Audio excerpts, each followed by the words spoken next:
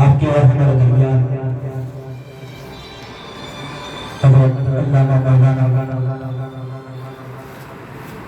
ممتاز احمد اشرفی، آپ بھی انصاری ہیں. ابھی جو سید صاحب بیان فرما رہے تھے وہ بھی انصاری تھے. حضرت ایوب انصاری رضی اللہ تعالیٰ عنہ کی نسل سے آپ سید صاحب فرما ہیں. میں علامہ ممتاز احمد اشرفی صاحب اللہ سے درخواست کرتا ہوں کہ جن سے بیان کی کامیابی کو آگے بڑھاتے ہوئے اپنے ذہنی احوال اس محفل کو عطا فرمائے. السلام علیکم. السلام علیکم.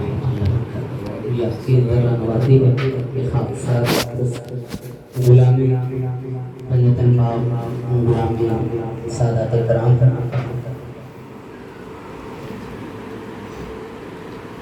یا صاحب الجمال و یا سید البشر من وجهك المنير لقد نور القمر لا يمكن الثناء كما كان حقه بعد اسقطا وجرده قصہ مختصر. بڑے اختصار کے ساتھ میں بھی حاضری کے لیے حاضر ہوا تھا. آپ کے حکم پر چند لمحات آپ کے روبرو ہوں گا انشاءاللہ. اس کے بعد کارروائی چلتی رہیں گی انشاءاللہ. شہنشاہ ترنم جناب توفیق احمد علیہ اللہ یہاں پر تشریف فرمائیں. میں دوست سے گزارش کروں گا کہ نعت و منقبت کے نظامی پیش کرنے کی سعادت حاصل فرمائیں. مولانا شریف قاری مجدہ رضی اللہ عنہ کے بارگاہ میں خراج عقیدت پیش کرتے ہوئے کہ سفر طویل ہے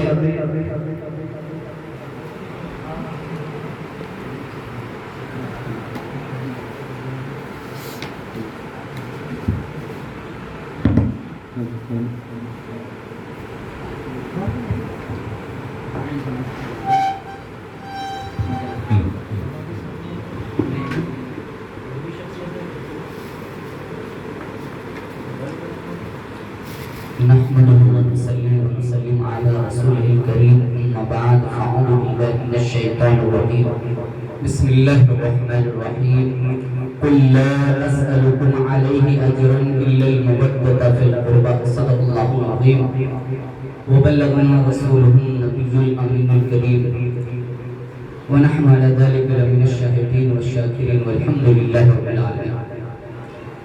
إن الله وملائكته يصلون على النبي يا أيها الذين آمنوا صلوا عليه وسلموا تسليما.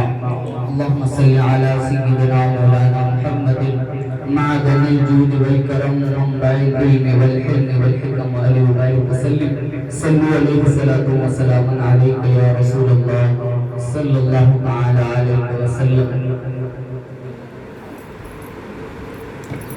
افضل ہے کوئی جہاں سے گھرانہ حسین کا، افضل ہے کوئی جہاں سے گھرانہ حسین کا، نبیوں کا تاجدار ہے نانا حسین کا. اور ایک پل کی تھی بس حکومت یزید کی، صدیاں حسین کی ہیں زمانہ حسین کا. اور غم حسین خدا سب کو سرفراز کرے، غم حسین خدا سب کو سرفراز کرے. یہی وہ غم ہے جو ہر غم سے بے نیاز کرے.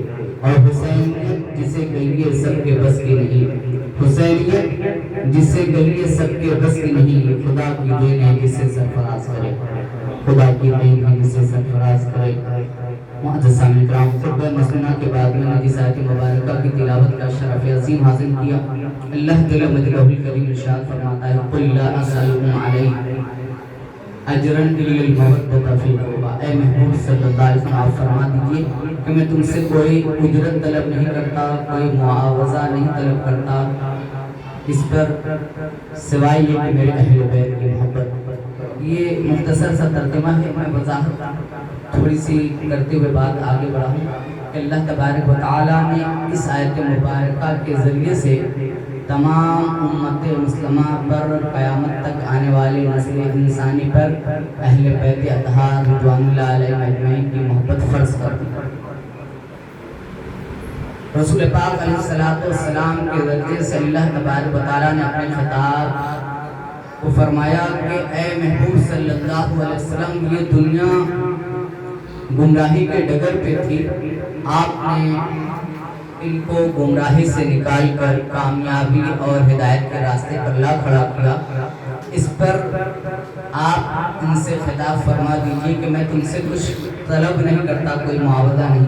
اب آیت میں اگر ہم دیکھیں تو صاف یہ ہے کہ آپ سے کوئی اجرت طلب نہیں کی جائے گی، سوائے یہ کہ اہل بیت میں کس چیز پر اجرت طلب نہیں کی جائے گی، پہلے معاملہ معلوم ہونا تو بتانا یہ کہ مفسرین کرام یہ بتاتے ہیں کہ رسول پاک صلی اللہ علیہ وسلم کی بعثت طیبہ سے پہلے ساری دنیا گمراہی کے دلدل میں پھنسی۔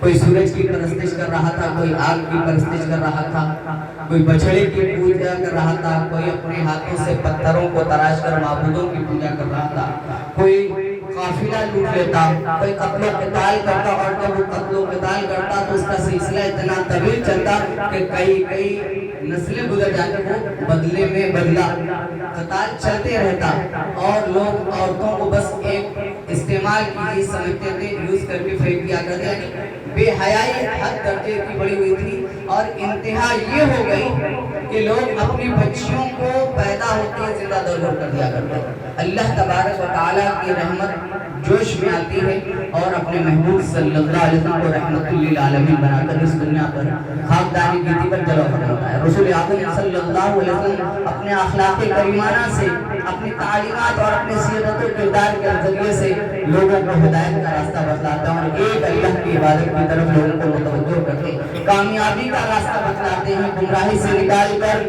ہدایت کا راستہ بتلاتے ہیں، جنت کا اور آخرت میں تمام تر کامیابیوں کا راستہ بتاتے ہیں، اور اس کے واسطے بے حساب قربانیاں پیش کرنی پڑتی ہے۔ رسول اعظم صلی اللہ علیہ وسلم کو لہولہان کیا جاتا ہے، کبھی آپ کے سجدے میں آپ کے پشت انور پر اوجھڑی ڈالی جاتی، کبھی راستے میں کانٹے بچھائے جاتے، کبھی آپ کو جادوگر کہا جاتا، معاذ اللہ بے شمار قربانیاں دینی پڑی، لیکن رسول اعظم صلی اللہ علیہ وسلم نے اپنے مشن کو جاری رکھا، اور یہاں تک کہ رسول پاک صلی اللہ علیہ وسلم نے سارے عرب کو مسلمان بنا دیا اور تمام لوگوں کو ہدایت کے راستے پر لا کر کھڑا کر دیا۔ جو آپ کے جانی دشمن تھے آپ پر جان نثار ہونے کے لیے تیار ہو گئے، اپنی جان آپ پر قربان کرنے کے لیے تیار ہو گئے، سارا جزیرہ عرب مسلمان ہو گیا۔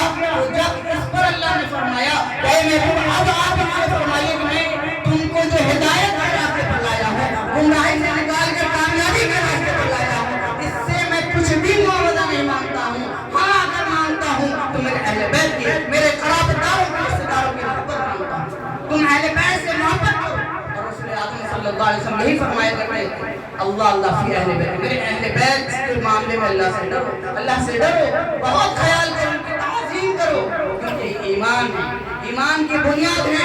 اس کو رسول اعظم صلی اللہ علیہ وسلم نے اپنے عمل کے ذریعے سے بتایا ہے کہ رسول اعظم صلی اللہ علیہ وسلم منبر شریف پر تشریف فرما ہے۔ آپ اکثر دیکھتے ہیں کہ جمعہ کا دن جب خطبہ ہوتا ہے، حکم یہ ہے کہ جب منبر پر خطیب ہو تو یہاں تک کہ آیت درود بھی پڑھی جائے تو زور سے درود پاک پڑھنا منع ہے۔ حکم یہ کہ آپ دل میں درود شریف پڑھیں، زور سے آمین کہنا منع ہے، کسی کا سلام کرنا جواب دینا منع ہے، یعنی عبادت چل رہی ہے۔ لیکن آپ کو میں بتانا چلوں کہ اہل بیت اطہار رضوان اللہ علیہم اجمعین کا اور رسول اللہ صلی اللہ علیہ وسلم کے نوازوں کا مقام کیا ہے، رسول اللہ اپنے عمل سے بتاتے ہیں۔ رسول پاک صلی اللہ علیہ وسلم مسجد نبوی میں ہیں، خطبہ دے رہے ہیں، منبر پہ ہیں، رسول اعظم صلی اللہ علیہ وسلم مسجد نبوی میں یہ صحابہ کرام کا جمع کثیر ہے، رسول اللہ صلی اللہ علیہ وسلم خطبہ ارشاد فرما رہے ہیں، آپ کی اچانک نظر پڑتی ہے کہ رسول پاک صلی اللہ علیہ وسلم دیکھتے ہیں حسنین کریمین اپنے ننھے قدموں سے مسجد نبوی میں داخل ہو رہے ہیں۔ حضرت ابو ہریرہ رضی اللہ تعالیٰ فرماتے ہیں، ترمذی شریف کی حدیث ہے کہ حسنین کریمین لال دھاری قمیص پہنے ہوئے تھے، رسول اللہ صلی اللہ علیہ وسلم کی جیسی نظریں پڑتی ہیں حسنین کریم پہ کریمین پر، رسول اللہ صلی اللہ علیہ وسلم بے قرار ہو جاتے ہیں، بے چین ہو جاتے ہیں اور خطبہ موقوف فرماتے ہیں، جلدی سے منبر سے اترتے ہیں، حسنین کریمین کی طرف پڑھتے ہیں اور حسنین کریمین کو گود میں اٹھا لیتے ہیں اور پھر آتے ہیں خطبے کی جگہ ارشاد فرماتے ہیں، ھذان ابنایا، یہ دونوں میرے بیٹے، اور ابنایا بنتی، میری بیٹی کے بیٹے، اللہم انی احب، اللہ میں ان دونوں سے محبت کرتا ہوں، فرماتا ہوں اللہ تو بھی فاحب تو اللہ تو ان سے بھی محبت اللہ جو ان سے محبت فرمائے تو بھی ان سے محبت فرمائے. معزز سامعین کرام دیکھیے کہ رسول پاک صلی اللہ علیہ وسلم اپنے عمل کے ذریعے سے بتا رہے کہ امام حسین کا مقام کیا ہے, امام حسین مجتبیٰ کا مقام کیا ہے, کہ عین خطبے کی حالت میں خطبہ موقوف کرتے ہیں, خطبے سے اتر جاتے ہیں اور امام حسین کو امام حسن کو اٹھا لیتے ہیں.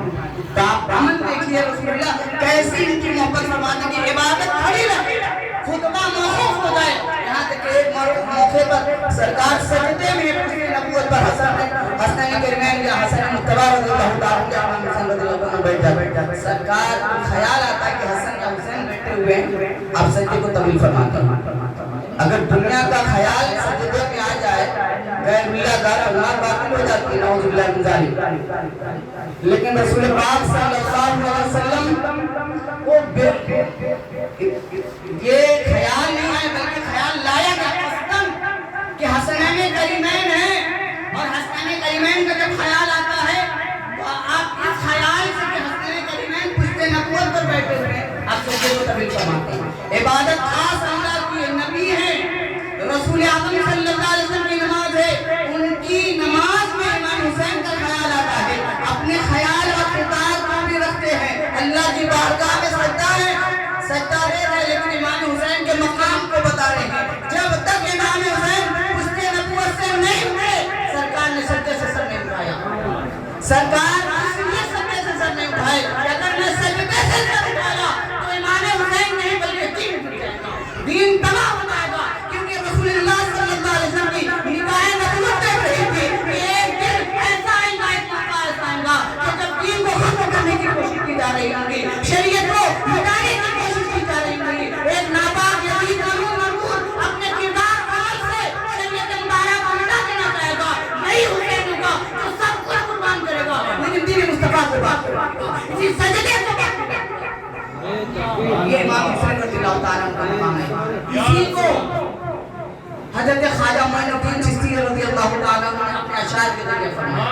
سرکار نے عمل کر کے بتایا پریکٹیکل.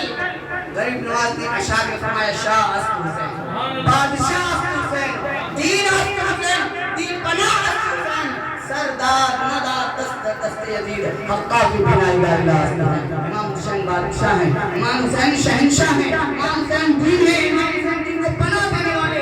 سر دے دیا لیکن اپنا پاک ہاتھ ناپاک یزید مجنون مقبول خبیث کے ہاتھ میں نہیں دیا. حقا کی بنائی لا الہ الا اللہ. حقیقت یہ ہے کہ دین کی بنیاد مانی سرکار نے اپنے عمل کردار سے بتایا, اور امام حسین کے اس پوترے نے اپنے اشعار کے ذریعے ان کا مقام بتایا. کچھ لوگ کہتے ہیں کہ امام حسین مجبور تھے معاذ اللہ, پانی کو نہیں ترسے. اگر وہ چاہتے تو ساری دنیا کا سمندر ان کے قدموں میں موج مارتا ہوا نظر آتا. آسمان سے پانی نہیں پڑتا. تاریخ گواہ لوگوں نے بتایا کہ علی اصغر رضی اللہ تعالیٰ عنہ 3 دن کے بھوکے پیاسے تھے, لیکن ان کو زمین میں نہیں لٹایا گیا. ہم نے بزرگوں سے سنا ہے کہ 3 دن تک خیمے میں کبھی ان کی گود میں, کبھی ان کی گود میں, کبھی امام حسین کی گود میں, کبھی علی اکبر کی گود میں, کبھی امام زین العابدین کی گود میں, کبھی حضرت سقینہ کی گود میں, ہر ایک کی گود میں پھر رہے ہیں, لیکن ان کو زمین پر نہیں لٹایا جا رہا تھا. صوفیاء نے بتایا کہ مقصد یہ تھا اگر امام حسین کے اس بیٹے کو علی اکبر کو زمین پر لٹایا جاتا, کہیں وہ پانی کی طرف میں زمین پر اپنا پیر رکھا دیتا, وہاں بھی چشمہ ابل جاتا اور ایک اور زہر بن جاتا. لیکن یہاں صبر کا امتحان تھا, یہ بتا رہا تھا کہ ہم سب کو قربان کر سکتے ہیں, لیکن شریعت مطہرہ برداشت, شریعت مطہرہ بننا برداشت نہیں کر سکتے. رسول اللہ صلی اللہ علیہ وسلم کے دین کو پامال ہونا نہیں کر سکتے. اس لیے آپ نے بتایا کہ صبر کیا چیز ہے. امام علی مقام رضی اللہ تعالیٰ عنہ کے ننھے 6 ماہ کے علی اصغر نے اپنی جان قربان کر کے دین کو بچایا. یہ عمل بتایا جا رہا ہے کہ ان کو کیوں گود میں لٹایا گیا, کیوں جھولے میں لٹایا گیا, زمین پر کیوں نہیں. کیونکہ یہی اسماعیل علیہ السلام جو حضرت سرکار دو عالم صلی اللہ علیہ وسلم کے جد ہیں, آپ کے والد بزرگوار ہیں, کئی انسان کے بعد آپ انہیں کے اولاد میں سے ان کو لٹایا گیا صفا کی پہاڑی پر, پانی کی طرف پیر رگڑا, رگڑی تو زمزم اگل پڑا. یہ تو نواسے رسول ہیں, جنتی جوانوں کے سردار ہیں, رسول اللہ کا خون لوگ کر لے پیر مار دیتے تو ساری دنیا کا खत्म में पानी नजर आ जाता और सारी दुनिया के जो समंदर मौत मारते हुए नजर आता, लेकिन नहीं, रसूल आदम सल्लल्लाहु अलैहि वसल्लम ने इनको सब्र की दावत दी, सब्र की दुआ फरमाई थी, अल्लाह इनको साबित कदमी अता फरमाया। इमाम हुसैन को भी मालूम था ये मामला होने वाला था, लेकिन आपने सब्र का इस्तेकामत का मुजाहरा किया। अगर चाहते करामत बताना तो मैं एक बात बता के बात खत्म करता हूँ कि आप मजबूर नहीं थे। अगर चाहते, गरीब नवाज कौन है? हुजूर सुल्तान गरीब नवाज रज़ियल्लाहु ताला, इमाम हुसैन के पोतरे दर पोतरे दर पोतरे दर पोतरे, कई नस्ल के बाद पोतरे होते हैं। जब हिंदुस्तान तशरीफ लाए, राजस्थान में पृथ्वीराज चौहान की हुकूमत थी, आपको वजू के लिए पानी की जरूरत पड़ी, आपने कहा मुझे से जाओ पानी लेकर आओ। अना सागर के पास जाते हैं, मुरीदे सादिक प्याले में पानी लेने के लिए उनको रोक दिया जाता है कि नहीं, आप पानी नहीं ले सकते, पानी आपको इस्तेमाल नहीं कर सकते। मुरीद फिर आते हैं गरीब नवाज की बात में, पानी देने से रोक दिया जाता है। गरीब नवाज रज़ियल्लाहु ताला अन्हु का पावर बता रहा हूँ, करामत बता रहा हूँ। गरीब नवाज कौन है? इमाम हुसैन के कई नस्ल के बाद पोतरे होते हैं। गरीब नवाज ने कहा अपने मुरीद से जाओ ये प्याला लेकर जाओ, अना सागर के सामने ठहरो, कहो कि गरीब नवाज ने हमें बुलाया है। वो मुरीद सादिक प्याला लेकर जाते हैं, अना सागर के सामने ठहर कर कहते हैं कि चलो तुम्हें गरीब नवाज ने बुलाया है। सारा अना सागर एक कासे में उठाता है बारगाह में। ये गरीब नवाज की करामत थी, लेकिन इमाम हुसैन को करामत नहीं बताना था, क्योंकि करामत के ऊपर इस्तिकामत हुआ करती है, पावर होता है इसका इस्तेमाल नहीं करना, ये इसको बोलते हैं इस्तिकामत। इमाम हुसैन रज़ियल्लाहु ताला ने अगर इस्तिकामत पर अमल किया, अगर करामत दिखाना चाहते तो उनके अदना से पोतरे गरीब नवाज ने करामत बताई, सारा अना सागर एक कासे में उठाया। अगर इमाम हुसैन इशारा करते सारी दुनिया का पानी लेकिन आपको इस्तिकामत बताना था, दुनिया को ये दर्श देना था कि जब कोई ऐसा मौका आ जाए, जब इस्लाम को तुम्हें जरूरत पड़े कुर्बानी की, तो सब कुछ कुर्बान कर दो, भूख प्यास सब कुर्बान और इस्लाम के लिए अपना सब कुछ लगा। इमाम हुसैन रज़ियल्लाहु ताला ने ये दर्श दिया और आपने सारा कुर्बा कुर्बान किया, अपने सारे जान सारा को कुर्बान किया और आज इस्लाम हम तक पहुंचा है। आज तक इस्लाम को फख्र है तेरी जात पर, जान दी बैर न थी लेकिन नजीदी हाथ पर, वर्क तमाम हुआ मदा बाकी है, सफीना चाहिए उस बहरे बेकरार के लिए। वाखिर दावाना अल्हम्दुलिल्लाहि रब्बिल आलमीन।